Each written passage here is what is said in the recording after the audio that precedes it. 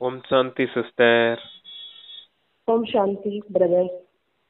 குஷியா இருக்கீங்களா சிஸ்டர்? ஆமாங்க பிரதர், ஓகே. நல்ல திசையில இருக்கோம் பிரதர். Okay sister. சரி, இன்னைக்கு முரளி வாசிக்கலாம் சிஸ்டர். 3/7/2025 முரளி, காலை முரளி. ஓம் சாந்தி பாப்தாதா மதுபன். பாபா சொல்ற, இனிமையான குழந்தைகளே, இந்த எல்லைக்கு அப்பாற்பட்ட நாடகத்தில் நீங்கள் அதிசயமான நடிகர்கள். இது அனாதியான நாடகம். இதில் கொஞ்சம் கூட மாற்றம் ஏற்பட முடியாது. இது எல்லைக்கு அப்பாற்பட்ட நாடகமா இருக்குது. அதுல நீங்க அதிசயமான நடிகர்களா இருக்கீங்க. இது அனாதியான நாடகமா இருக்குது. இதுல எந்த ஒரு மாற்றமும் ஏற்பட முடியாது. ஏன்னா டிராமா அக்யூரேட் அப்படின்னு சொல்லியிருக்காரு. Okay sister. ஏன்னா 5000 வருஷத்துக்கு அப்புறம் டிராமா எப்படி இப்ப போன கல்பத்துல எப்படி நடந்துச்சோ அதே போலதான் இந்த கல்பத்தில் நடக்குது அப்படிங்கறத சொல்லியிருக்காங்க. Okay sister. கேள்வி: எந்த ஆழமான ரகசியத்தை புத்திவான்கள், தொலைநோக்கு பார்வையுள்ள குழந்தைகள் தான் புரிந்து கொள்ள முடியும்? பதில் மூலவதனத்தில் இருந்து தொடங்கி முழு நாடகத்தோட முதல் இடைக்கடை ஆழமான ரகசியத்தை தொலைநோக்கு பார்வையுள்ள குழந்தைகள் தான் புரிந்து கொள்ள முடியும்.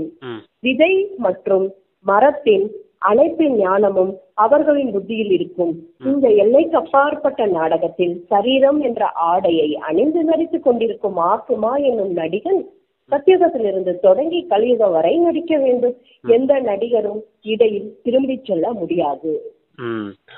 மூலவதனத்துல தொடங்கி இந்த சிருஷ்டியில எப்படி இறங்கி வந்தோம், முதல் இடைக்கடையின் ஞானம், இப்படி இந்த முழு ஞானமும் தெரிஞ்சுக்கிட்டவங்களுடைய அந்த பார்வைதான் தொலைநோக்கு பார்வையாகவும் இருக்கும். விதை மற்றும் விருட்சத்தினுடைய அந்த முழு ஞானமும் அவங்களுடைய புத்தியில இருக்கும். அவங்களதான் திவ்ய புத்தி கொண்டவங்க, தொலைநோக்கு பார்வை கொண்டவங்க அப்படின்னு சொல்ல முடியும் அப்படின்னு சொல்றாரு.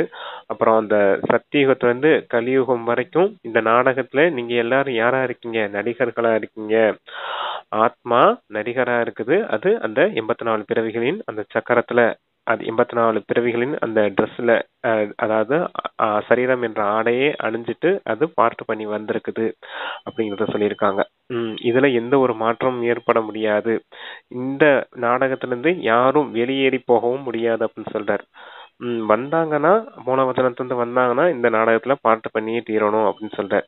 அப்பா எப்ப திரும்பி வராரோ அப்பதான் இந்த டிராமால இருந்து நம்மளை தூய்மையாக்கி விடுபட்டு போக முடியும் மூலவதனத்துக்கு அப்படிங்கறத சொல்லி புரிய வைக்கிறாங்க. Okay sister.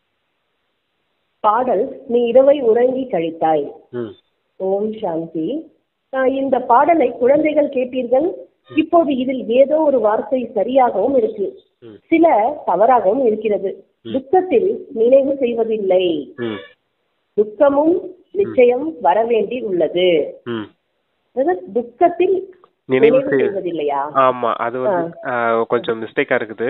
சுகத்துலதான் நினைவு செய்யறது இல்ல, துக்கத்துலதான் நம்ம நினைவு செய்யறோம் அப்படின்னு வரணும். அது சரி, ஓகே. அதான் கேட்டேன். ஓகேன்றது. துக்கமும் நிச்சயம் வர வேண்டியுள்ளது. துக்கம் ஏற்படும் போது சுகத்தை கொடுப்பதற்காக தந்தையும் வர வேண்டியுள்ளது. இப்போ நாம் சுகதாமத்துக்கு படித்துக் கொண்டிருக்கிறோம் என இனிமையிலும் எளிமையான குழந்தைக்கு தெரியும். சாந்தி தாமம் மற்றும் சுகதாமம் முதலில் முக்தி, பிறகு ஜீவன் முக்தி ஏற்படுது. சாந்தி தாமம் வீடாகும். அங்கே நடிப்பு எதுவும் நடிக்கப்படுவதில்லை. நடிகர்கள் வீட்டுக்கு சென்று விடுகிறார்கள். அங்கு யாரும் நடிப்பதில்லை. நடிப்பு மேடையில் தான் நடிக்கப்படுகிறது. இதுவும் கூட மேடை. எல்லைக்குட்பட்ட நாடகத்தை போல இது எல்லைக்கு அப்பாற்பட்ட நாடகம். இதன் முதல் இடைக்கடை ரகசியத்தை தந்தையை தவிர வேறு யாருமே புரிய வைக்க முடியாது. உண்மையில இந்த யாத்திரை அல்லது யுத்தம் என்ற வார்த்தைகள் புரிய வைப்பதற்காக மட்டும் பயன்படுத்தப்படுகிறது. மற்றபடி இதில் யுத்தம் முதலான விஷயங்கள் எதுவுமே இல்லை. யாத்திரை என்பது ஒரு வார்த்தையாகும். என்ன சொல்றாருன்னா, அந்த நாடக மேடை, இந்த உலகம் ஒரு நாடக மேடை அப்படின்னு தானே சொல்றாங்க. நாடகம் மேடையில தான் நடிக்கப்படும். அப்ப இந்த சாக்கார உலகத்துலதான் நாடகம் இருக்குது அப்படின்னு சொல்றாரு. மூலவதனத்துல எந்த ஒரு நாடகமும் கிடையாது. அங்க ஆத்மாக்கள் எல்லாரும் வீட்டுல எப்படி ஓய்வுல அமர்ந்திருப்பாங்களோ அது போல இருப்பாங்க அப்படின்னு சொல்றாரு. அப்புறம் யுத்தம், அப்புறம் அந்த இதை பத்தி சொல்றாங்க. அந்த யுத்தம், இன்னொன்னு என்ன சிஸ்டர் சொன்னாங்க? யுத்தமா? உண்மையில் இந்த யாத்திரை அல்லது யுத்தம் என்ற வார்த்தையை புரிய வைப்பதற்காக. ஆமா, யாத்திரைங்கிறது இந்த நினைவு யாத்திரை. இப்ப நம்ம பரந்தாமத்துக்கு போய்கிட்டு இருக்கோம் இல்லையா, அந்த நினைவுனாலேயே போகக்கூடிய ஒரு யாத்திரை அப்படிங்கறதான் விஷயமே தவிர யுத்தம் போன்ற விஷயம்லாம் கிடையாது அப்படின்றது சொல்றார். யுத்தம்னா இந்த மாயையுடைய சண்டை, யுத்தம் இருக்குது இல்லையா, நமக்கு பலகீனங்களோட யுத்தம்ன்றார் இல்லையா, அது வந்து அங்க எப்படி எழுதிட்டாங்க, அசுரர்களும் தேவர்களும் யுத்தம் போட்ட மாதிரி காமிச்சிட்டாங்க இல்லையா. அதத்தான் பாபா இங்க சொல்றாரு, யுத்தம் போன்ற விஷயம்லாம் எதுவும் கிடையாது, நீங்க நினைவு யாத்திரையில இருந்தா போதும், மாயை உங்ககிட்ட யுத்தம் செய்யாது அப்படிங்கிறதுக்காக அதை சொல்லியிருக்காங்க. சரிங்க சிஸ்டர், சரி வாசிங்க. யுத்தம் என்ற வார்த்தைகள் புரிய வைப்பதற்காக மட்டும் பயன்படுகிறது. மற்றபடி இதில் யுத்தம் முதலான விஷயங்கள் எதுவும் இல்லை. யாத்திரை என்பது ஒரு வார்த்தையாகும். மற்றபடி நினைவைத்தான் குறிக்கிறது. நினைவைத்தான் யாத்திரை என குறிக்கப்படுகிறது. நினைவு செய்து செய்து தூய்மையாகி விடுவீர்கள். இந்த யாத்திரை முழுவதுமே இங்கேதான் நடக்குது, எங்கும் செல்ல வேண்டியதில்லை. தூய்மை அடைந்து நம்முடைய வீட்டுக்கு செல்ல வேண்டும் என குழந்தைக்கு புரிய வைக்கப்படுது. தூய்மையற்றவர்கள் செல்ல முடியாது, தன்னை ஆத்மாவில புரிந்து கொள்ள வேண்டும். ஆத்மாவாக எனக்குள்ள முழு சக்கரத்தோட நடிப்பு கூட இருக்கு, புரிஞ்சுக்கணும், அதையும் புரிந்து கொள்ள வேண்டும். இப்போது அந்த நடிப்பு முடிந்து விட்டது. தந்தை எளிமையான வழி கொடுக்கிறார், என்ன நினைவு செய்யுங்க. மற்றபடி இங்கே அமர்ந்திருக்கிறீர்கள், எங்கும் செல்வதில்லை, என்னை மட்டும் நினைவு செய்வீங்கன்னா நீங்கள் தூய்மை அடைந்து விடுவீர்கள் என தந்தை வந்து இப்போ சொல்கிறார். யுத்தம் எதுவும் கிடையாது. தன்னை தமோ பிரதானத்திலிருந்து சதோ பிரதானமாக்க வேண்டும். மாயையின் மீது வெற்றி அடைய வேண்டும். பாரதம் சதோ பிரதானமாக இருந்தது. 84 பிறவி சக்கரம் முடிவடைய வேண்டும் என குழந்தைகள் அறிவார்கள். அதில் கண்டிப்பாக மனிதர்கள் தான் இருப்பார்கள். நிலம் பூமி மாற்றத்தை அடையாது. நாம் சதோ பிரதானமாக இருந்தோம், பிறகு சமோ பிரதானமாக ஆகிறோம். இப்ப மீண்டும் சதோ பிரதானமாக வேண்டும் நினைப்பு நீங்கள் அறிவீர்கள். வந்தியங்களை தூய்மையற்றவரிலிருந்து தூய்மையானவராக ஆக்குங்கள் என மனிதர்கள் கூப்பிடவும் செய்கிறார்கள். ஆனால் அவர் யார், எப்படி வருவார் என்பன சிறிது கூட அறிவதே இல்லை. இப்போது பாபா உங்களை புத்திசாலியாக ஆக்குறாரு. எவ்வளவு உயர்ந்த பதவிகளை அடைகிறீர்கள். அங்குள்ள ஏழைகள் கூட இங்குள்ள செல்வந்தர்களை விட மிகவும் உயர்ந்தவர்களாக ஆவார்கள். எவ்வளவு பெரிய பெரிய ராஜாக்கள் இருந்தார்கள், செல்வம் நிறைய இருந்தது, ஆனா விகாரிகளாக அல்லவா இருந்தனர்.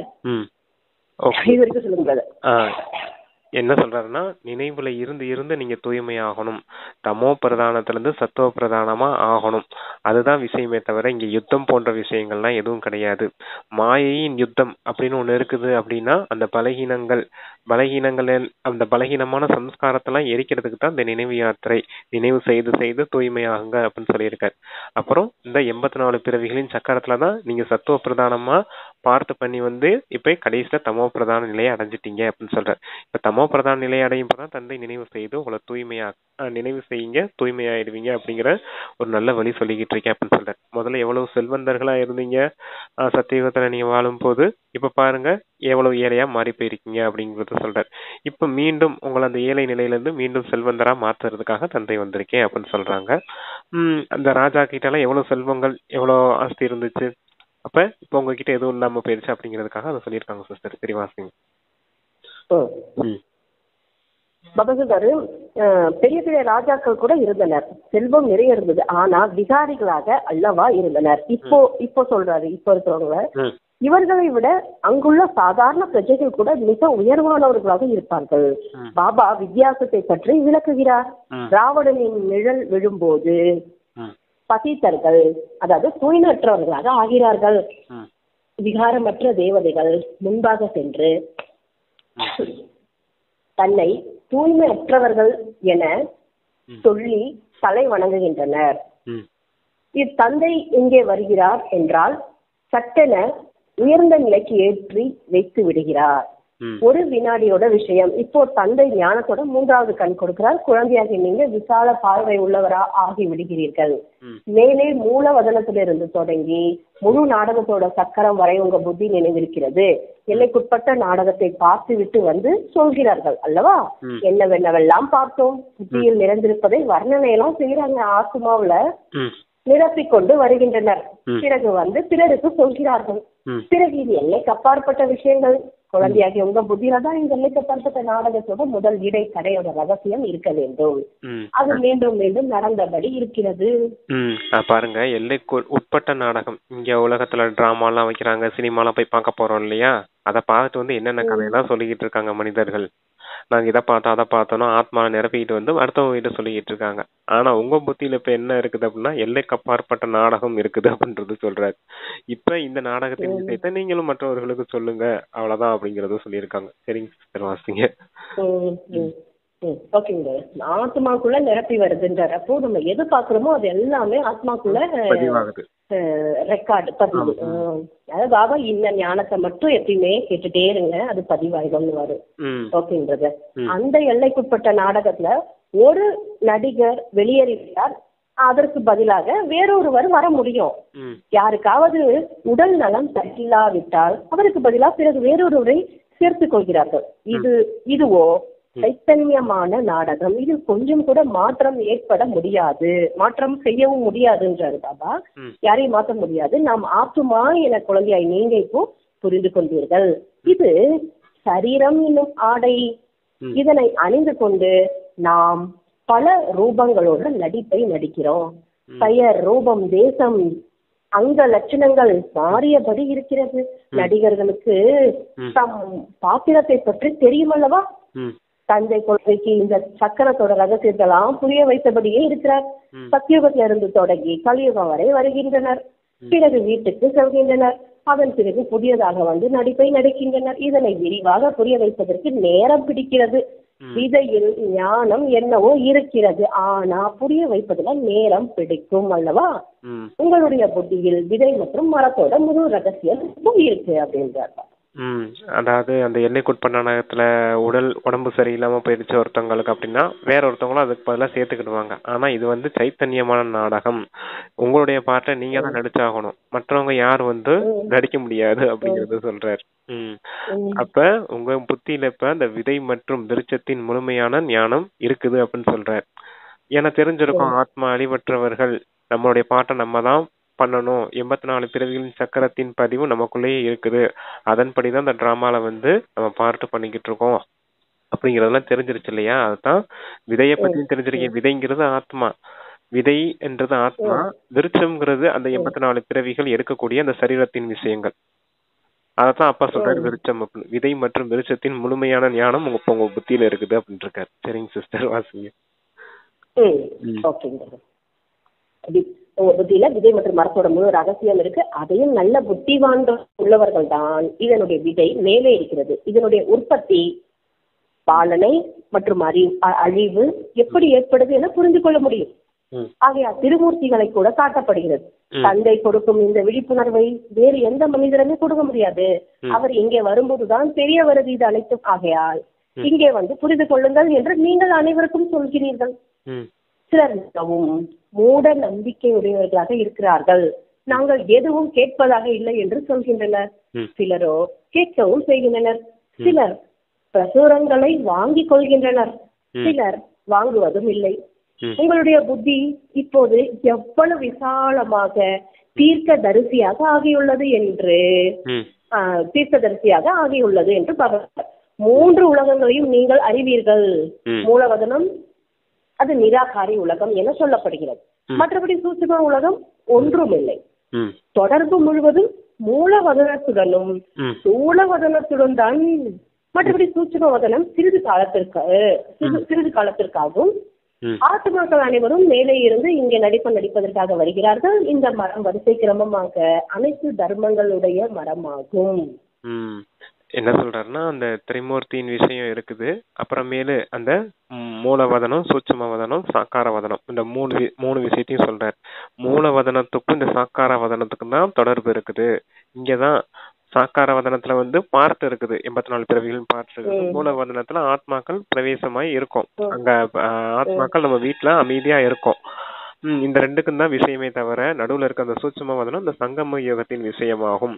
அந்த திரிமூர்த்தியின் விஷயம் அப்படின்லாம் சொல்றாங்க இல்லையா? ஏன்னா சூட்சும வதனத்தை திரிமூர்த்தி, சூட்சும தேவதைகள் அப்படின்னு காமிச்சு வச்சிருக்காங்க.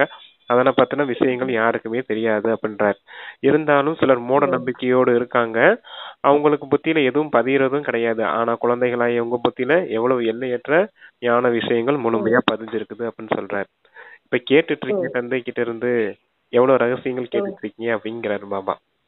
சரிங்க சிஸ்டர், சரிவா. கரெக்ட். அத அவங்க பார்ட்டுன்னு வருதாப்பா, அது அவங்க அவங்க நடிக்கிறாங்க, அவ்வளவுதான். நம்ம அதுதான் அதான் பாபா என்ன சொல்றாரு நமக்கு, இது மனிதர்களோட மரம், முற்றிலும் துல்லியமானது, கொஞ்சமும் முன் பின் ஆக முடியாது. ஆத்துமாக்கள் வேறு இடத்தில் அமரவும் முடியாது.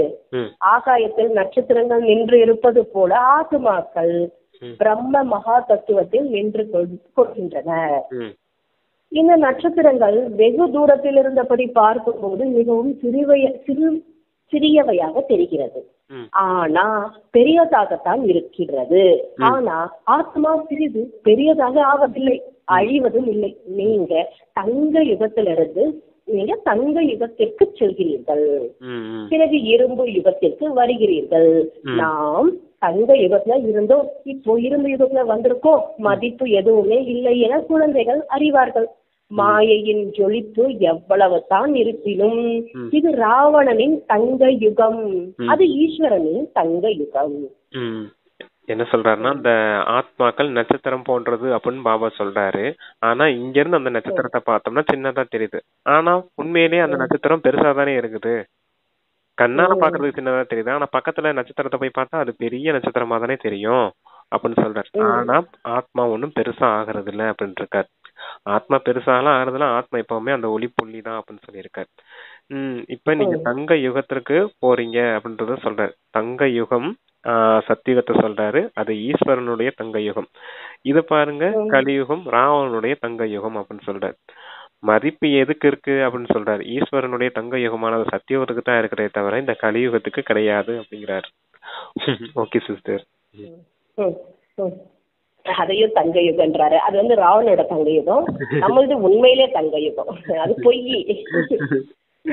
அதான் மனிதர்கள் சொல்லிக்கொண்டே இருக்கின்றனர், இன்னும் 6-7 வருடங்களில் இவ்வளவு தானியங்கள் இருக்கும், அதை பற்றி கேட்க வேண்டாம் பாபா, அதை பற்றி கேட்கவே வேண்டாம்.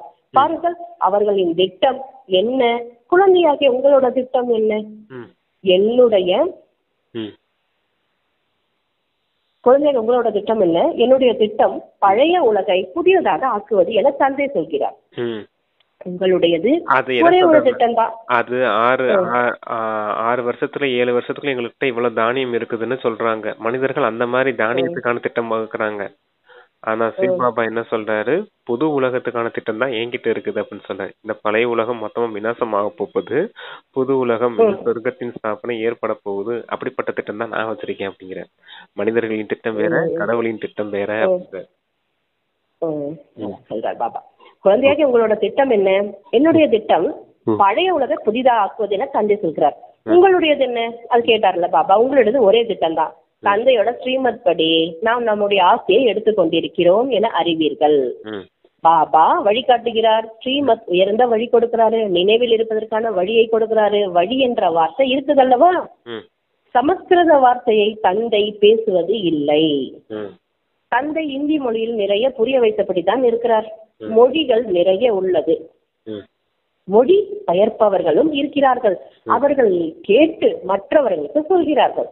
ஹிந்தி மற்றும் ஆங்கிலம் பலரும் அறிவார்கள், படிக்கின்றனர். மற்றபடி வீட்டில் இருக்கக்கூடிய மாதாக்கள் அந்த அளவு படிப்பது இல்லை. இன்றைய நாட்களில் வெளிநாட்டில் ஆங்கிலம் கற்கின்றனர், பிறகு இங்கே வரும்போது கூட ஆங்கிலத்தில் பேசியபடி இருக்கின்றனர். ஹிந்தி பேசவே முடிவது இல்லை. வீட்டுக்கு வரும்போது தாயிடம் ஆங்கிலத்தில் பேச தொடங்கி விடுகின்றனர். பாவம், அவர்கள் குழம்பி விடுகின்றனர். நாங்கள் ஆங்கிலத்தை பற்றி எதை அறிவோம்? பிறகு அவர்கள் அரைகுறை இந்தி கற்றுக்கொள்ள வேண்டியுள்ளது. சத்தியுகத்துல ஒரு ராஜ்யம் ஒரு மொழி, அது இப்போ மீண்டும் ஸ்தாபனை செய்து கொண்டு இருக்கிறார். ஒவ்வொரு 5000 வருடங்களுக்கு ஒரு முறை இந்த சிருஷ்டி சக்கரம் எப்படி சுற்றுகிறது என்பது இப்ப புத்தியில் இருக்க வேண்டும். இப்போது ஒரு தந்தையோட நினைவில் தான் இருக்க வேண்டும். இங்கே உங்களுக்கு ஓய்வு நேரம் நன்றாக இருக்கு. அதிகாலையில குளித்து விட்டு வெளியில் சுற்றுவதில் மிகவும் மகிழ்ச்சி ஏற்படுது. நாம் அனைவரும் நடிகர் என்ற நினைவு உங்களுக்குள் உள்ளுக்குள் இருக்க வேண்டும். ஓகே, என்ன சொல்றாருன்னா, அந்த அங்க வந்து ஒரே மொழி ஒரே ராஜ்யம் தான் இருக்கும் அப்படின்னு சொல்றாரு. நீங்க ஸ்ரீமத் படி அந்த ராஜ்யத்தை இப்ப ஸ்தாபனை செய்துட்டு இருக்கீங்க. தந்தை கிட்ட இருந்து உங்களுக்கு உயர்ந்ததிலும் உயர்ந்த வழி கிடைச்சிட்டு இருக்குது. இங்க வந்து தந்தை உங்களுக்கு ஹிந்தில தான் அந்த பாடம், அதாவது முரளி கிளாஸ் எடுத்துட்டு இருக்கேன். ஆனாலும் இங்க மொழிபெயர்ப்பவர்கள் நிறைய பேர் இருக்காங்க, மொழிபெயர்த்து சொல்லக்கூடியவர்களாகவும் இருக்காங்க அப்படின்னு சொல்றாரு. சிலர் வந்து எங்க ஃபாரினுக்கு போறாங்க, அங்க போய் இங்கிலீஷ்லாம் கத்துக்கிட்டு வராங்க. வந்து இங்க வீட்டுல இருக்கக்கூடிய அம்மா கிட்ட மாதாக்கள் கிட்ட இங்கிலீஷ்லயே பேசிட்டு இருக்காங்க. அப்ப அவங்களும் மொத்தமா குழம்பி போயிடுறாங்க அப்படின்றத சொல்றாரு. ஏன்னா பசங்க வந்து இங்கிலீஷ்ல பேசிட்டு இருந்தாங்கன்னா அம்மாவுக்கு என்ன புரியும்? அதுதான் மொத்தமா குழம்பி போயிடுறாங்க. அப்புறமேலு அவங்களுக்கிட்ட பேசுறதுக்காக இவங்க அரைகுறை ஹிந்தி கத்துக்க வேண்டியதா இருக்குது பசங்களை சொல்றாரு. அப்ப இந்த போன்ற பிரச்சனை எல்லாம் எங்க இருக்காதான்? சத்தியுகத்துல இருக்காது. அங்க ஒரே ஒரு மொழி தான் இருக்கும், ஒரே ஒரு ராஜ்யம் தான் இருக்கும் அப்படின்றதுக்காக அதை புரிய வச்சிருக்காங்க. ஓகே சிஸ்டர், சரி ஓகேங்க. பாபா சொல்றாரு, நாம் நடிகர்கள்ன்றது மறக்க கூடாது, உள்ளுக்குள் சதா இருக்க வேண்டும். இந்த நினைவு இப்போது வந்துள்ளது. பாபா நமக்கு 84 பிறவியோட சக்கரத்தை பற்றி சொல்லியிருக்கிறார். நாம சதோ பிரதானமாக இருந்தோம் என்பது மிகவும் மகிழ்ச்சியான விஷயம். மனிதர்கள் சுற்றி திறந்தபடி இருக்கிறார்கள். அவர்களுடைய வருமானம் எதுவுமே ஏற்படுவதே இல்லை. நீங்களோ நிறைய வருமானத்தை சம்பாதிக்கிறீங்க. புத்தியில் சக்கரத்தோட நினைவு கூட இருக்க வேண்டும். பிறகு தந்தையும் நினைக்க வேண்டும். நினைவு செய்தபடியே இருங்கள். வருமானத்தை ஈட்டுவதற்கான நல்ல நல்ல யுக்திகளை தந்தை இப்போ சொல்கிறார். ஞானத்தை மனன சிந்தனை செய்யாத குழந்தைகளோட புத்தியில மாயா பிரச்சனைகளை ஏற்படுத்துகிறது. அவர்களை தான் மாயை கஷ்டப்படுத்துகிறது. நாம் இந்த சக்கரத்தை எப்படி சுற்றி வந்தோம் என உள்ளுக்குள் சிந்தனை செய்யுங்க. சத்தியுகத்தை இவ்வளவு பிறவி எடுத்தோம், பிறகு கீழே இறங்கபடி வந்தோம், இப்ப மீண்டும் சதோ பிரதானம் ஆகணும். என்ன நினைவு செஞ்சீங்கன்னா சதோவில் இருந்து சதோ பிரதானமாக ஆகிவிடுவீர்கள் தந்தை சொல்கிறார். ஆமா, உங்க புத்தியில எப்பவுமே அந்த ஞான சிந்தனை இருந்துகிட்டே இருக்கணும் அப்படின்னு சொல்றாரு. உங்களோட புத்தியில அந்த ஞான சிந்தனை ஓடல அப்படின்னா மாயை பிரச்சனைகளை ஏற்படுத்தும் அப்படின்னு சொல்றாரு. ஏன் அப்படின்னா நமக்கு அந்த 63 பிறவி அந்த தேக அபிமானத்தின் பிரச்சனை இருக்குது. அப்ப அது இந்த உலகத்தின் பக்கமாவே ஈர்த்துக்கிட்டே போகும். இந்த தேக உலகத்தின் இந்த இந்திரிய சுகங்களுக்கு பின்னாடி இழுத்துக்கிட்டு இருக்கும். அதான் மாயை பிரச்சனையை ஏற்படுத்தும் அப்படின்னு சொல்றாரு. உங்க புத்தியில இப்ப நம்ம தமோ பிரதானத்துல இருக்கோம், சத்துவ பிரதானமா ஆகணும், தந்தை நினைவு செய்தாதான் நம்ம தூய்மையாக முடியும் அப்படிங்கிற அந்த நினைவு இருந்தாதான் உங்களால நல்ல விதத்துல புருஷார்த்தம் செய்யவே முடியும் அப்படிங்கிறதுக்காக அதை சொல்லியிருக்காங்க. ஓகே சிஸ்டர், சரி வாசன். பாபா சொல்றாரு, தந்தை நினைவு செய்ய சொல்றாரு. திரும்ப நடந்து சுற்றியபடி புத்தியில நினைவு இருந்தது என்றால் மாயையோட பிரச்சனைகள் முடிந்துவிடும். உங்களுக்கு மிகவும் லாபம் ஏற்படும். கணவன் மனைவி இருவரும் இணைந்து செல்லக்கூடும் எனினும் ஒவ்வொருவரும் தன்னுடைய உயர் பதவியை பெறுவதற்கு தனது முயற்சியை செய்ய வேண்டும். தனிமையில் செல்வதில் மிகவும் மகிழ்ச்சி உள்ளது. தன்னுடைய ஆர்வத்தில் மட்டும் ஈடுபட்டு இருப்பீர்கள். இன்னொருவர் உடன் இருந்தால் புத்தி இன்னொருவரும் போகும். மிகவும் சகஜமே. தூங்கா முதலானவை அனைத்து இடங்களிலும் இருக்கு. இன்ஜினியராக இருந்தால் இங்கே பாலம் கட்டலாமா, இதை செய்யலாமா என சிந்தனை செல்லும். புத்தியில் பிளான் வந்துவிடும். நீங்களும் கூட வீட்டில் அமருங்க. ஆயினும் புத்தி அந்த பக்கமாக, அதாவது பாபாவுடன் ஈடுபட்டு இருக்கட்டும். இந்த பழக்கத்தை வைத்துக் கொண்டீர்கள் என்றால் பிறகு உங்களுக்கு இதே சிந்தனை நடந்து கொண்டே இருக்கும். படிக்கவும் வேண்டும், தொழில் முதலானவையை செய்யவும் வேண்டும். முதியவர், இளைஞர்கள், குழந்தைகள் முதலான அனைவருமே தூய்மை அடையவும் வேண்டும். ஆத்மாவுக்கு உரிமை உள்ளது தந்தையிடமிருந்து ஆஸ்தி எடுக்க. குழந்தைகளுக்கும் சிறு வயதிலிருந்தே இந்த விதை விழுந்து விட்டது என்றால் மிகவும் நல்லது. ஓகே, அதான் தந்தை கிட்ட இருந்து ஆஸ்தி எடுக்கணும் அப்படின்னு சொல்றாரு. தந்தையை நினைவு செய்து தூய்மையாகணும். நீங்க எங்க வேணாலும் போங்க, சுத்தி வாங்க, தந்தையை நினைவு செய்துட்டே இருங்க. நினைவு செய்யறதன் மூலமாகவும் உங்களுக்கு இந்த ஆன்மீக வருமானம் கிடைக்குது இல்லையா? 21 பிறவிக்கான அந்த ஆஸ்தியும் கிடைக்குது. தேக ரீதியான வருமானமும் நீங்க செய்ய வேண்டியது இருக்குது. ஏன்னா உடல் இருக்குது, நம்ம இங்க உடலை பராமரிக்கணும், காரியங்கள் இருக்கும், குழந்தைகள் இருப்பாங்க, எல்லாத்தையும் பராமரிக்கணும் அப்படின்னா இங்கேயும் தொழில் போன்றவைகள் செய்ய வேண்டியது இருக்குது அப்படின்னு சொல்றாரு. ஓகே சிஸ்டர், லாஸ்ட் என்ன சொன்னாங்க? சிறு வயதிலிருந்து இந்த விதை விழுந்து விட்டது என்றால் மிகவும் நல்லது. ஓகே, சரிங்க சிஸ்டர். அதாவது தந்தையிடம் வந்து ஆசை எடுக்க குழந்தைகளுக்கும் சிறு வயதிலிருந்தே இந்த விதை விழுந்து விட்டது என்றால் மிகவும் நல்லதுன்னா அந்த சின்ன குழந்தைங்களுக்கு அதை சொல்றாங்களே. ஆமா, சின்ன வயசுலயே அந்த குழந்தைங்களுக்கு நம்ம தந்தையை நினைவு செய்யணும் அப்படிங்கிற பழக்கம் இருந்துச்சுன்னா அவங்களும் வருமானத்தை அடைவாங்க இல்லையா தந்தை கிட்ட இருந்து. கூடவே அவங்களுக்கும் 63 பிறவிகளின் அந்த பாவ சுமை இருக்கும் இல்லையா, அதுவும் எரியும். கூடவே இந்த வருமானமும் ஆன்மீக வருமானமும் ஏற்படும் இல்லையா அப்படின்னு இருக்காங்க. அதான் சின்ன வயதுலயே அந்த விதை விழுகணும் அப்படின்னு இருக்காரு. எங்க விழுகணும் அந்த விதை? மனதில விழுகணும். சரி சரி, ஓகே. ஆன்மீக கல்வி வேறு யாருமே கற்றுத்தர முடியாது. உங்களுக்காக இந்த ஆன்மீக கல்வியை தந்தை வந்து இப்ப கற்பித்துக் கொண்டிருக்கிறார். அந்த பள்ளிகளில் மனிதர்களுக்கான கல்விதான் கிடைக்கிது. மேலும் அவை சாஸ்திரங்கள் சம்பந்தமான படிப்பு. இது ஆன்மீக படிப்பு. இதனை பகவான் கற்பிக்கிறார். இது யாருக்குமே தெரியாது. இது ஆன்மீக ஞானம் என சொல்லப்படுது.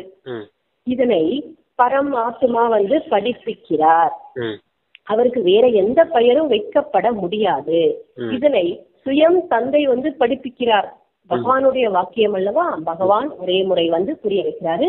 இது ஆன்மீக ஞானம் என சொல்லப்படுது. அந்த சாஸ்திரங்களின் படிப்பு வேறு, அந்த சாஸ்திரங்களோட படிப்பு வேறு, ஸ்தூலமான கல்லூரியில் கிடைக்கும் ஞானம். இரண்டாவது ஆன்மீக சாஸ்திரங்களின் படிப்பு. மூன்றாவது இந்த ஆன்மீக ஞானம்.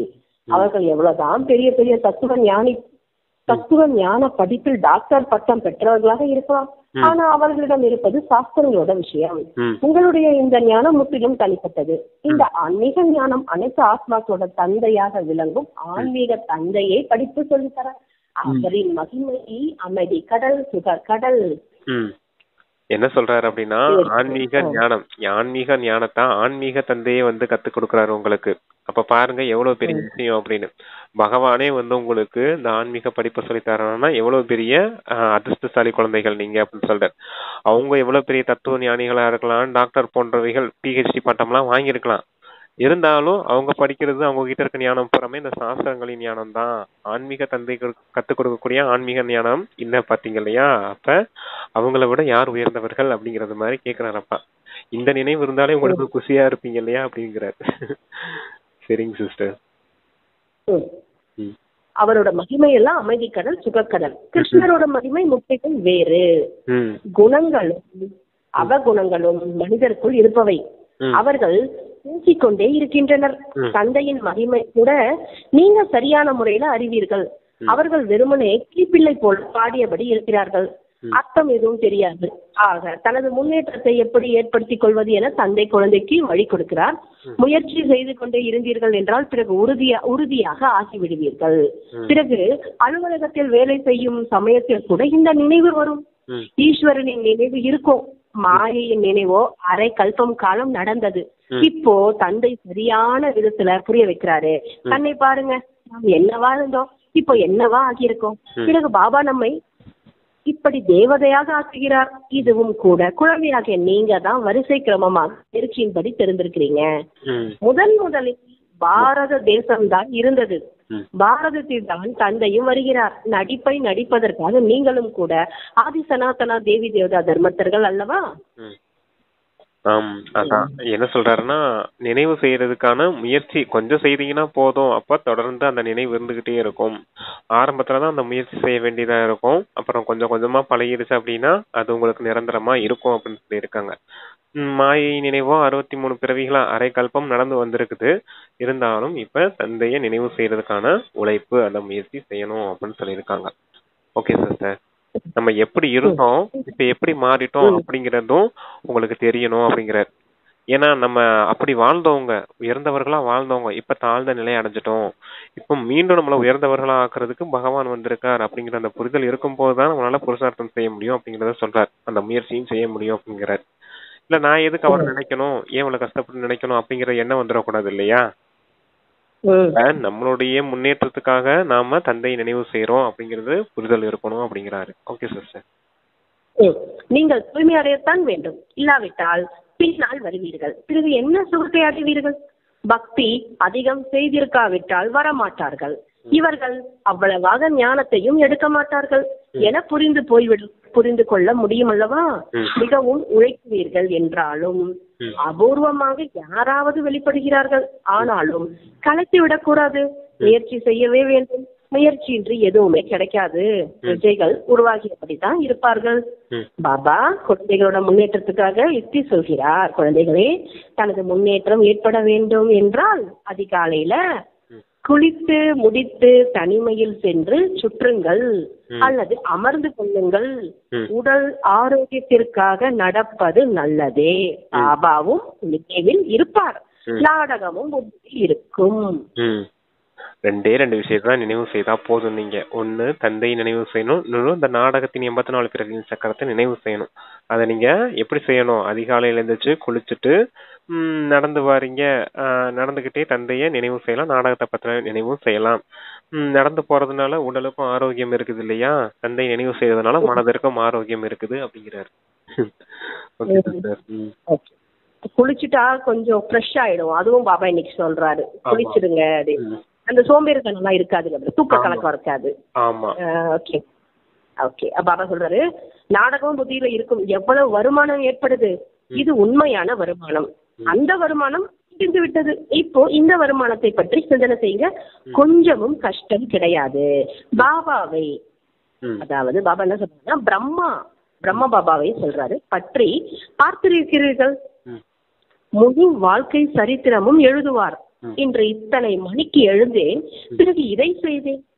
பிற்காலத்தில் வருபவர்கள் படித்து கற்றுக்கொள்வார்கள் என்று எண்ணுவார். பெரிய பெரிய மனிதர்களின் வாழ்க்கை வரலாற்றை படிக்கிறார்கள் அல்லவா? குழந்தைக்காக எழுதுகின்றனர். பிறகு வீட்டில் குழந்தைகளும் நல்ல சுபாவம் உடையவராக ஆகிறார்கள். இப்போது குழந்தையாகிய நீங்க முயற்சி செய்து சதோ பிரதானம் ஆக வேண்டும். மீண்டும் சதோ பிரதான உலகில் ராஜ்யத்தை பெற வேண்டும். ஒவ்வொரு கல்பமும் நாம் ராஜ்யத்தை அடைகிறோம், பின்னர் இழக்கிறோம் என நீங்கள் அறிவீர்கள். இவை அனைத்தும் உங்கள் புத்தியில் இப்போ உள்ளது. இது புதிய உலகம், புதிய தர்மத்திற்கான புதிய ஞானம். ஆகையால் இனிமையான குழந்தைகளுக்கு மீண்டும் பாபா புரிகிறார், வேகமாக முயற்சி செய்யுங்க.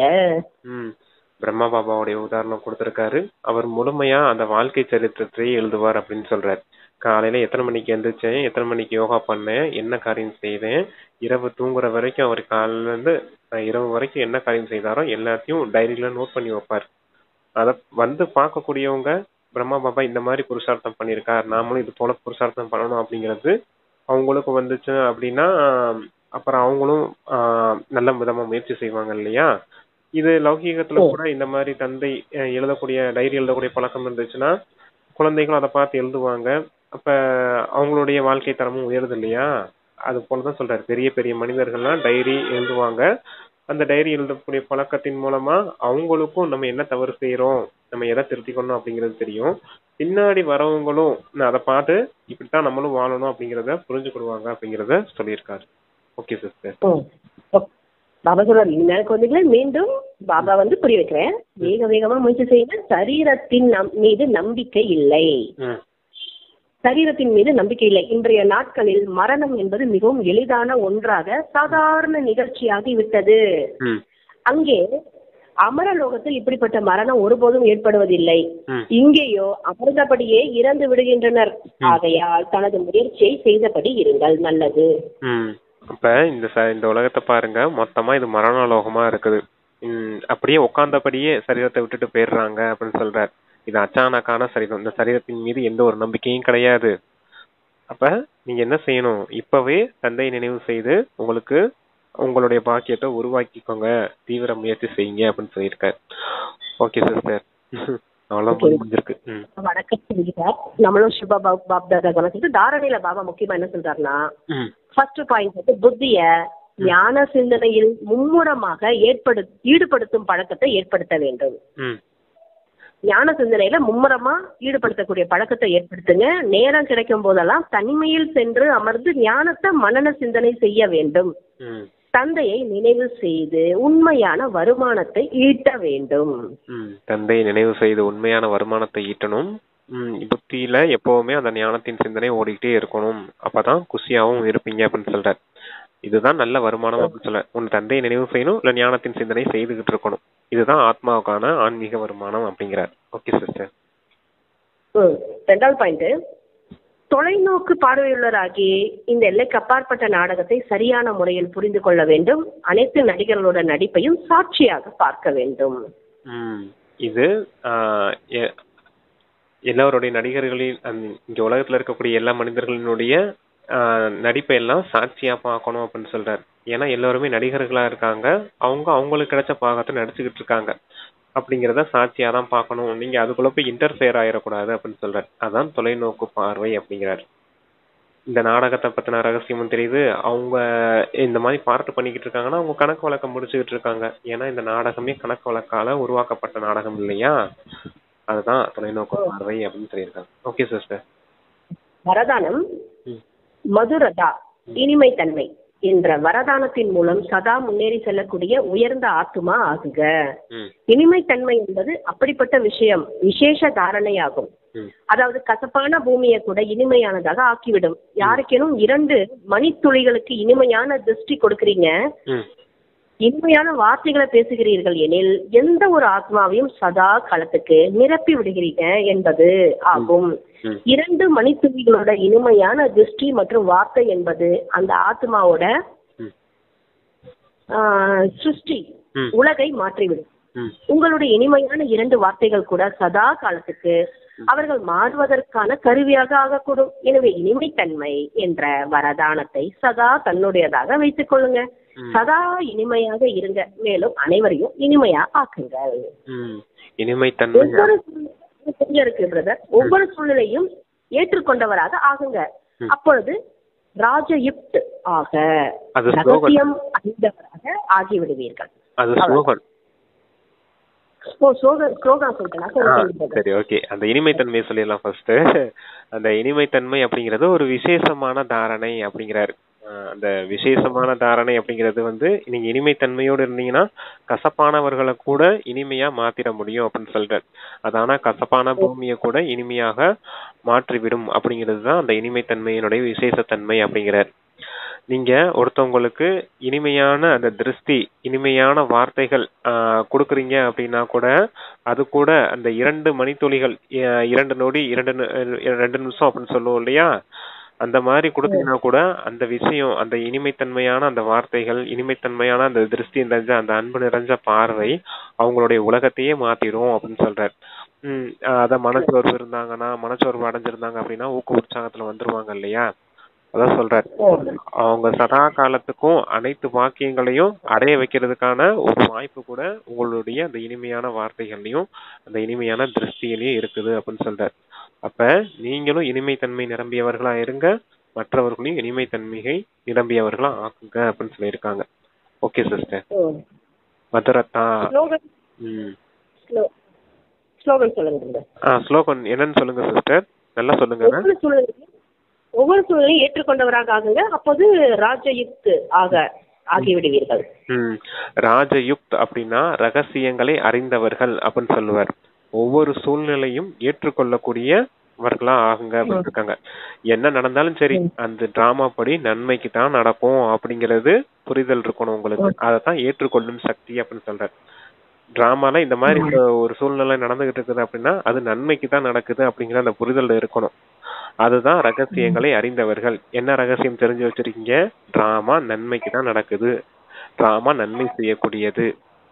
நேற்று இன்று நாளை எது நடந்ததோ அது நன்றாகவே நடந்தது, எது நடந்து கொண்டிருக்கிறதோ அதுவும் நன்றாகவே நடந்து கொண்டிருக்கிறது, எது நடக்க போகுதோ அது இன்னும் நன்றாகவே நடக்க போகிறது. இதுதான் ரகசியங்களை அறிந்தவர்கள் அப்படின்னு சொல்லுவார் பாபா. அதத்தான் அப்ப சொல்லியிருக்காங்க. Okay sister. அது அவ்யக்த சமஸ்கை எண்ணங்களின் சக்தியை சேமிப்பு செய்து சிறந்த சேவைக்கு கருவியாகுங்கள். எப்பொழுது அனைத்து எண்ணங்களும் சாந்தமாகி ஒரே ஒரு தந்தை மற்றும் நான் என்ற சந்திப்பினுடைய அனுபவத்தின் சங்கல்பம் இருக்கிறதோ அப்போது சங்கல்ப சக்தி சேமிப்பாகும். மேலும் யோகா தந்தையோட நினைவு சக்திசாலியாக ஆகுது. இதற்காக தனக்குள்ள ஏற்றுக்கொள்ளக்கூடிய மற்றும் தாண்டி செல்லக்கூடிய சக்திகளை தாரணை செய்யுங்க. எண்ணங்கள் மீது முழுமையான கட்டுப்பாடு இருக்க வேண்டும், தளர்ந்த நிலை கூடாது. ஒருவேளை எண்ணங்களை கட்டுப்படுத்த ஒரு நொடியை தாண்டி அதிகமாக ஆகிறது எனில் தனக்குள் ஏற்றுக்கொள்ளக்கூடிய சக்தி பலகீனமாக இருக்கிறது என்பது ஆகும். ஓகே, என்ன சொல்றாருன்னா எண்ணங்களின் சக்தியை சேமிப்பு செய்யணும் அப்படின்னா உங்களுக்குள்ள ஏற்றுக்கொள்ளக்கூடிய சக்தி அதிகமா இருக்கணும் அப்படின்னு சொல்றாரு. எது நடந்தாலும் டிராமா நன்மை செய்யக்கூடியது அப்படின்னு மேல பார்த்தோம் இல்லையா ஸ்லோகன்ல, அதே தான் எடுத்துக்கணும் இங்கேயும்.